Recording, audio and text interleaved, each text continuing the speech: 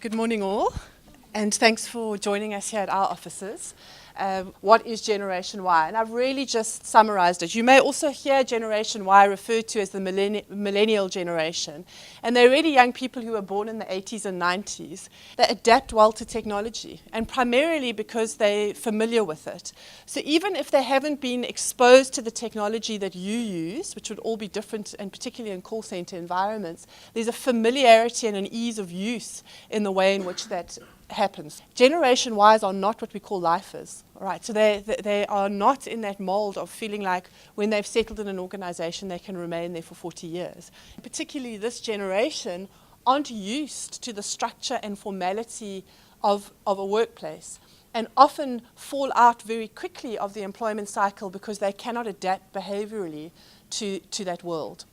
So effectively what Harambee does is it focuses on those things, is giving employers assurance of the foundational skills that a young person will come with, and second of all, to make sure that they are behaviorally ready for work. And we do that through quite an intensive process, and I'm going to reflect on that in talking about our experiences with Generation Y. The World Bank indicated a couple of months ago that young people, 60% of them will never work in South Africa. It's a very high number. And so the challenges for employers, particularly like yourselves, is to say, how do you take a new generation and segue them effectively into environments where you are growing? You do have entry-level roles that don't require a tertiary education, and in fact don't require any experience.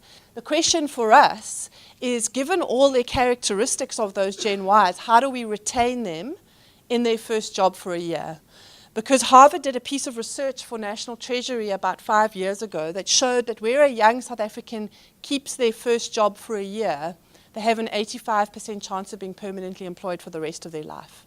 So our objective is to say, how do you focus on that retention element, regardless of the fact that they're Generation Y? Now, what we know from lots of the work we do here at Harambee, that people look every day for work for about 18 months to 2 years, and then they give up. All right, so these numbers are understated in terms of the practical reality of what unemployment is about. And so effectively what you can see from this slide here is that there's a hell of a lot of young people who are not in education and they're not in jobs. And so even though the Generation Y debate is relevant, all right, our experience of working with a disadvantaged group of young people, where the bulk of your labor supply should in fact be coming from, because it's a fresh labor pool, they are more interested in just having a job than having the perfect job. First-time work seekers experience a number of barriers when they look for work. Again, the actual ability to access work. So you access work in South Africa through, and in fact everywhere in the world, through your university network, your school network, your parents, your community, and your prior work experience. So if your peers from school are not working, you've never been to university, and your community and your parents are unemployed or underemployed, you will fall into that category of never working. You will be part of that 60% who will never find work in South Africa. If you take that population grouping, there are myths around the fact that young people don't want to work. It is genuinely just a myth. So for the young people that we see, most of them have been looking for work for 18 months to 2 years. There's a difficulty in terms of actually retaining work. And I think that here, some of the characteristics that I put up about Generation Y may be relevant, all right? So I think that the disjuncture between what the school system teaches young people about work, which we know is almost nothing, all right, and the exposure to work in their communities and their homes doesn't prepare them for what the practical world of work is like. Not all sector is the same, and there are people from different sectors here. Most of you are from call centers, some of you are from domestic, some of you are from international. But the entry-level challenges differ per sector. And so what we've realized is that the behavioral pressures are consistent. And it doesn't matter what industry you work in, managers are saying, help us with timekeeping, attendance, energy, curiosity, attitude, empathy. So that's where we start. Then we focus on the kind of characteristics and nature of a young person in this particular environment. So if we move on then to the Harambee approach to learning is that effectively what we do here, and certainly for the business process outsourcing and financial services type jobs, is that we create a work environment for our candidates. Right. So the first thing is that in your training environment, and the lesson that we've learned is that it shouldn't just be training for the sake of training. Our tagline is work for work. And so this environment here is structured like a work environment. And so the training, mirror imaging what the world of work is like, allows any attributes that may seem out of sync with that young person's perception of the working world are corrected. So there becomes a familiarity that kicks in around the way in which the world of work is structured.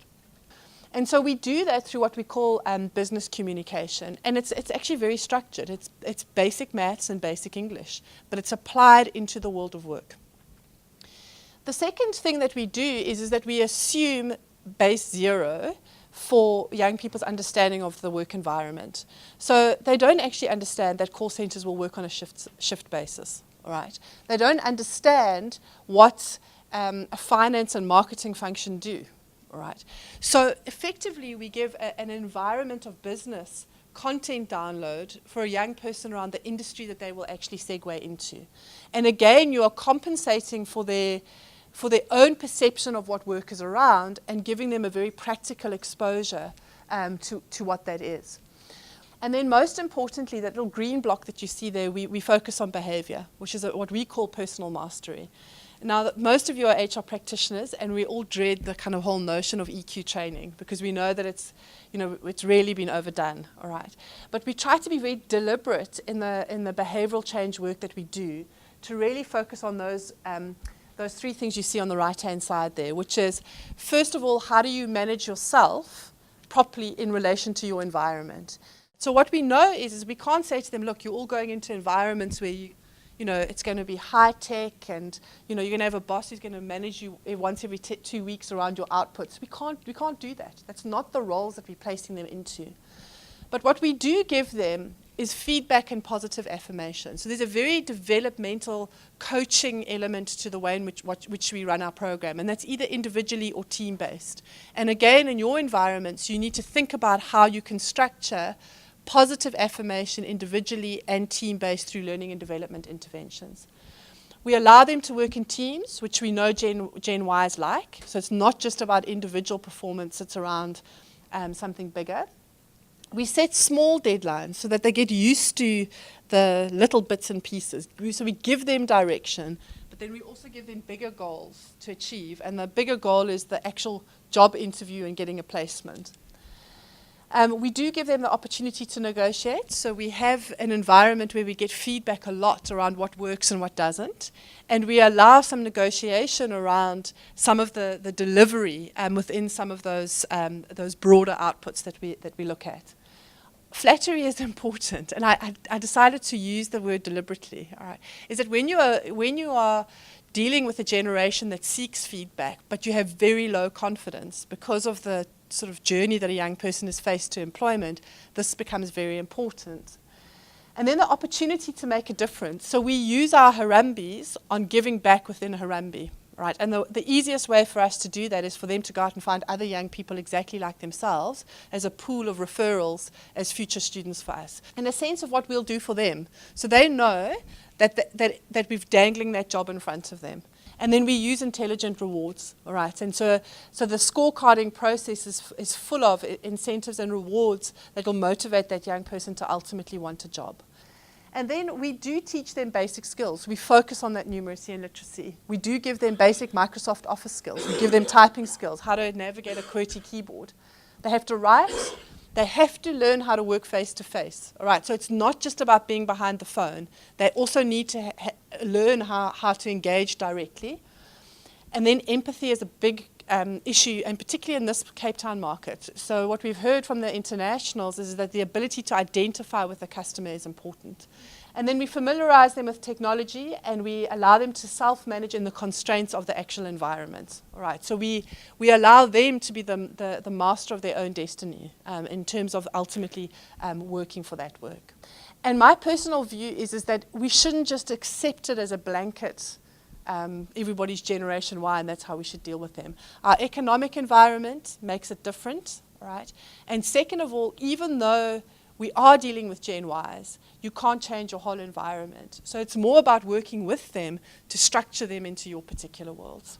We still believe that we've got a massive journey ahead of us to work with employers like yourself to crack this beast around what entry-level skills and performance look like and what is palatable. Our feedback from managers is that the behavioral side we've cracked. The side that is a constant challenge for us in this environment is voice. All right. And so what we need from this grouping of people is a good debate around what constitutes good voice and how do we make sure that we are able to give that technical ability. So I hope that helps. I hope it's relevant. And good luck with getting old, I suppose.